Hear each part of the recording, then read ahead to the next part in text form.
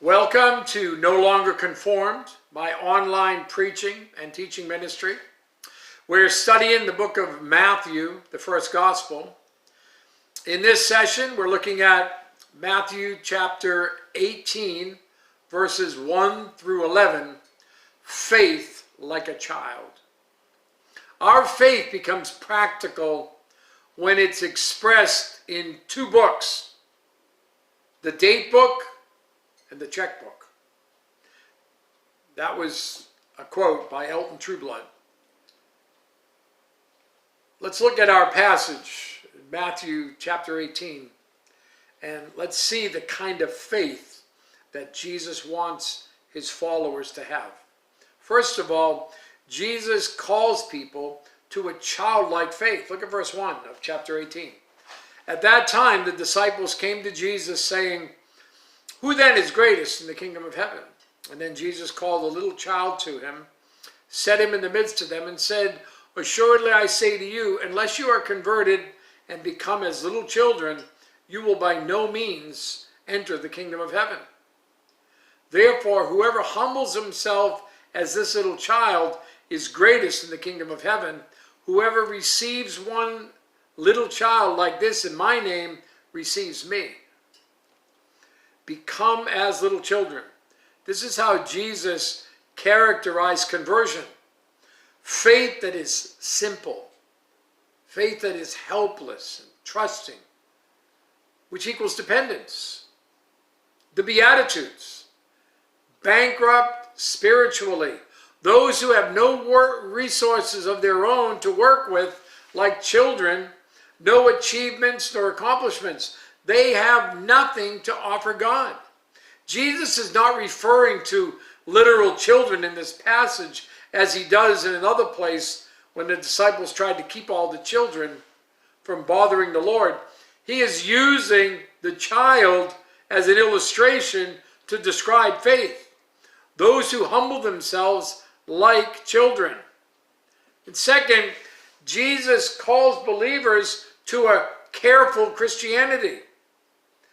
Verse 6, "But whoever causes one of these little ones who believe in me to sin, it would be better for him if a millstone were hung around his neck and he were drowned in the depth of the sea." Woe to the world because of offenses, for offenses must come, but woe to that man by whom the offense comes. If your hand or foot causes you to sin, cut it off and cast it from you. It is better for you to enter into life lame or maimed rather than having 2 hands or 2 feet to be cast into the everlasting fire. And if your eye causes you to sin, pluck it out and cast it from you. It is better for you to enter life with 1 eye rather than having 2 eyes to be cast into hellfire. A millstone is a stone for grinding wheat. It's so large that it took a donkey to turn it. And Gentiles use this form of execution, which is repulsive to Jews. Woe to the world. What does Jesus mean here? It is expected that those in the world will cause Christians to have problems, and they'll be judged for it.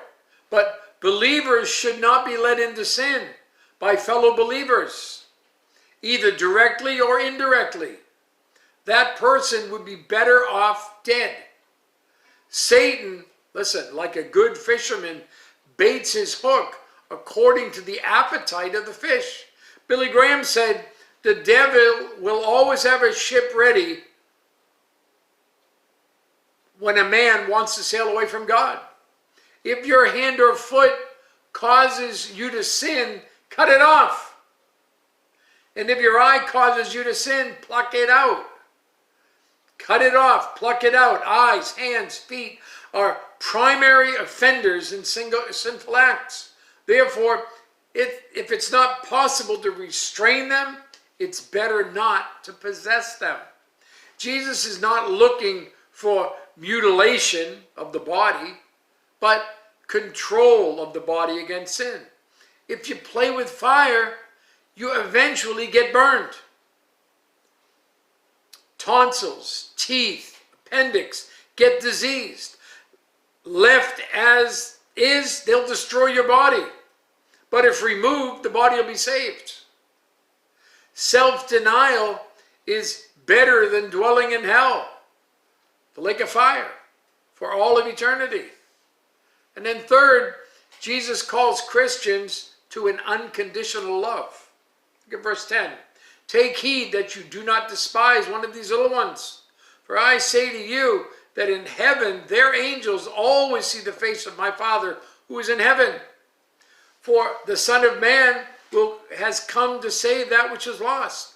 The phrase do not despise is to spurn or to belittle another by treating him or her in an unkind or indifferent manner. Jesus speaks of their angels. It has the idea of personal guardian angels. Believers are served by angels who always watch the face of God, ready to respond to his command to serve.